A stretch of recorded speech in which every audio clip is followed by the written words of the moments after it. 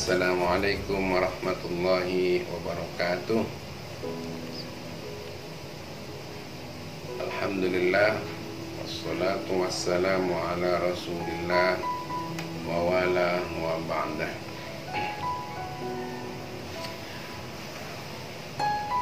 Kita bersyukur kepada Allah subhanahu wa ta'ala masih dipanjangkan umur, ketemu dengan Ramadan tahun ini. Sementara saudara-saudara kita, sahabat kita, ada pula di antaranya kerabat kita, orang yang kita cintai, telah tiada dan tidak dapat menjumpai Ramadan tahun ini. Kita pun wallahu a'lam, Ramadan tahun depan masihkah ada kesempatan untuk kembali kepada Allah Subhanahu wa ta'ala. Kita memohon semoga Allah panjangkan umur kita untuk taat kepada Allah dengan cara mengikuti tuntunan putusannya. Sebagaimana sudah dimaklumi secara umum, Ramadan adalah bulan panen umat Islam.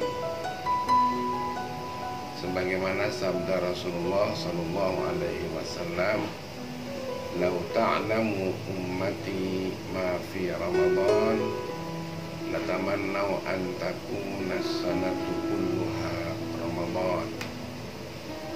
Sekiranya umatku tahu akan kandungan bulan Ramadan dari berbagai macam keistimewaan dan keutamaannya, maka mereka akan berharap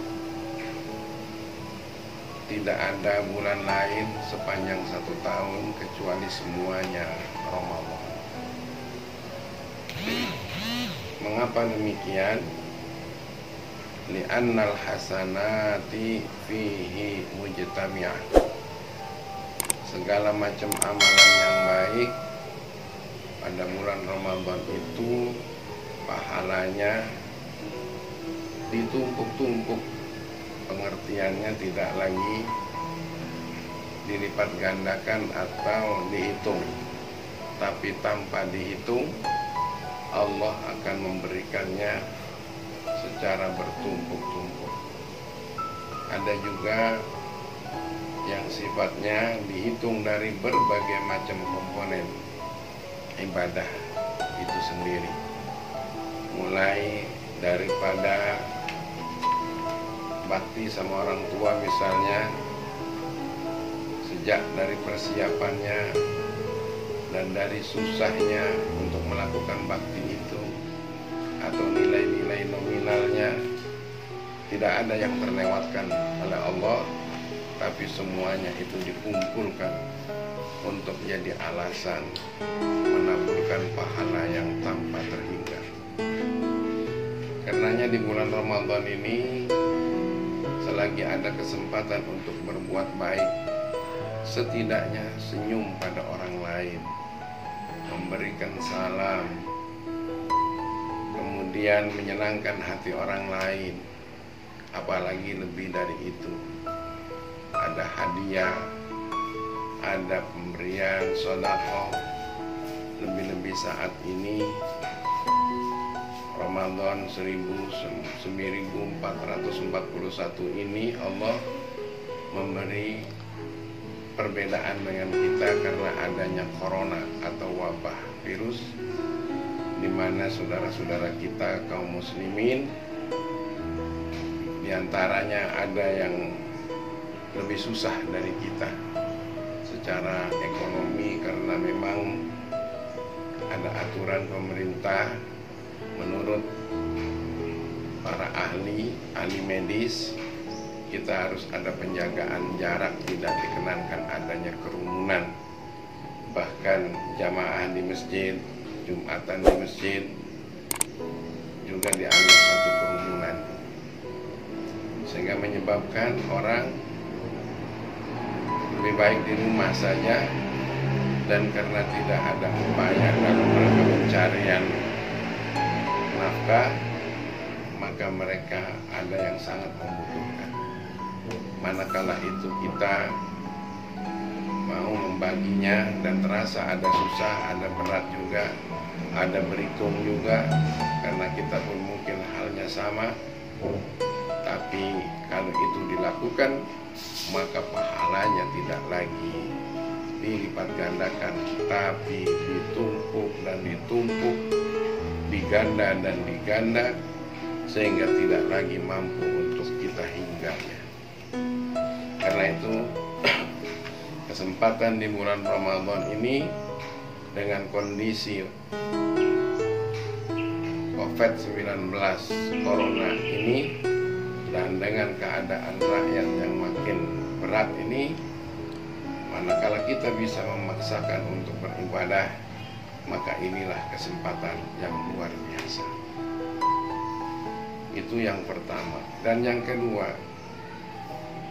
wadzunuba maghfurah, dan segala dosa diampuni oleh Allah Subhanahu wa ta'ala.